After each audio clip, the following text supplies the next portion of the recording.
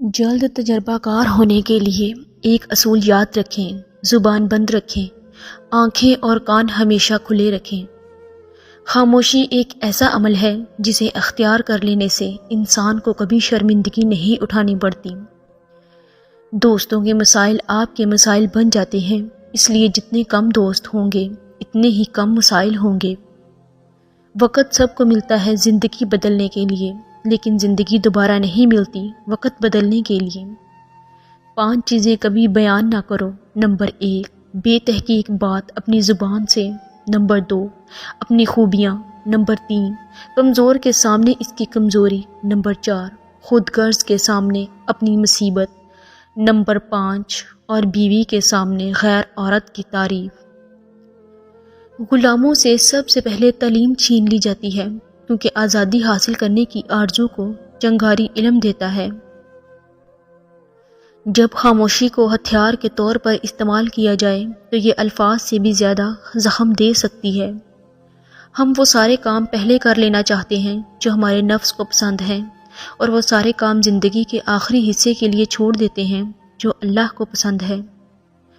روزمرہ زندگی میں چھوٹے چھوٹے معاملات اور فائدے کو دیکھنے والا انسان کبھی بڑی کامیابی حاصل نہیں کر سکتا۔ الفاظ سب کچھ ہوتے ہیں، دل جیت بھی لیتے ہیں اور دل چیر بھی دیتے ہیں۔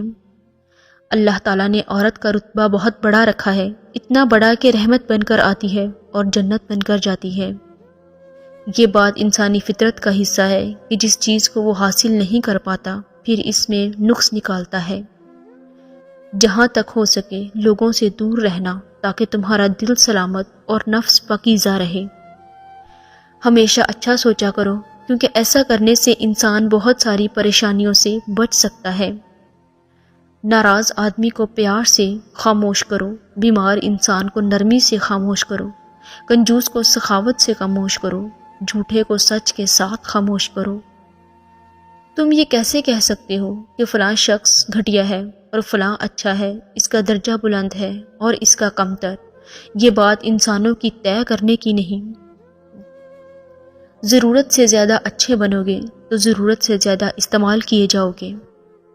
وقت سے پہلے اور قسمت سے زیادہ کبھی نہیں ملتا۔ انسان غیروں سے ملی عزت اور اپنوں سے ملی ذلت کبھی نہیں بھولتا۔ اندر سے ٹوٹا ہوا انسان باہر کے لوگوں کے بھی کسی کام کا نہیں رہتا۔ حضرت علی رضی اللہ تعالی عنہ فرماتے ہیں، تمام رشتوں میں سب سے کمزور رشتہ تمہارے جسم اور تمہاری روح کا ہے، نہ جانے کس وقت اور کہاں ٹوٹ جائے۔ کل کی سوچ کو غلط سمجھ کر انسان آج کی سوچ پر ناز کرتا ہے، آنے والے کل میں یہ سوچ بھی غلط ہو سکتی ہے۔ دوستی کرنا آسان ہے جیسے مٹی سے مٹی پر لکھنا، لیکن دوستی نبھانا اتنا مشکل ہے جیسے پانی سے پانی پر لکھنا۔ شدید دکھ ہوتا ہے جب ہم کسی پر اندھوں کی طرح اعتماد کریں اور وہ ثابت کر دیں کہ ہم واقعی اندھے ہیں۔ کامیاب زندگی کی نشانی یہ ہے کہ جب آپ پیچھے مڑ کر دیکھیں تو زندگی میں کوئی پچھتاوا نہ ہو۔ اگر کوئی شخص تمہیں کھو دینے سے خوفزدہ نہ ہو تو جان لو کہ اسے کبھی تمہاری پرواہ تھی ہی نہیں۔ کچھ لوگ جب روتے ہیں تو اس لیے نہیں کہ وہ کمزور ہوتے ہیں، بلکہ اس لیے کہ مضبوط رہتے رہتے تھک جاتے ہیں۔ مجھے ان لوگوں کی پرواہ نہیں جو میرے دشمن ہیں، محتاط ان لوگوں سے رہتا ہوں جو میرے ساتھ ہوتے ہوئے ذہن میں بغض اور نفرت رکھتے ہیں۔ اکثر لوگوں میں تکبر ہوتا ہے۔ ہمارے جھگڑے اس لیے بھی ختم نہیں ہو پاتے کیونکہ ہم جھگڑوں کو جھگڑوں سے ختم کرنے کی کوشش کرتے ہیں۔ کوشش کریں کہ اپنی آواز کو مدھم اور لہجے کو نرم کر سکیں۔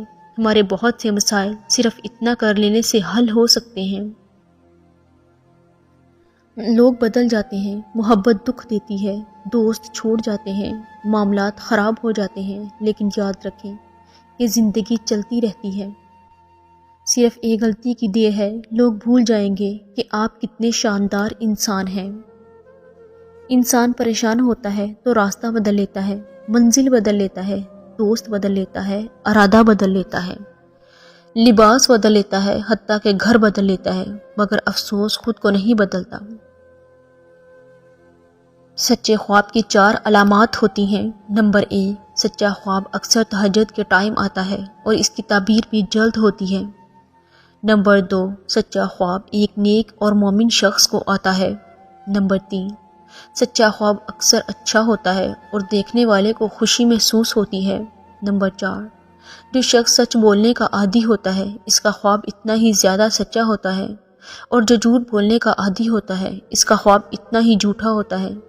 لہٰذا جھوٹے اور گناہگار لوگوں کے خواب اکثر جھوٹے ہی ہوتے ہیں۔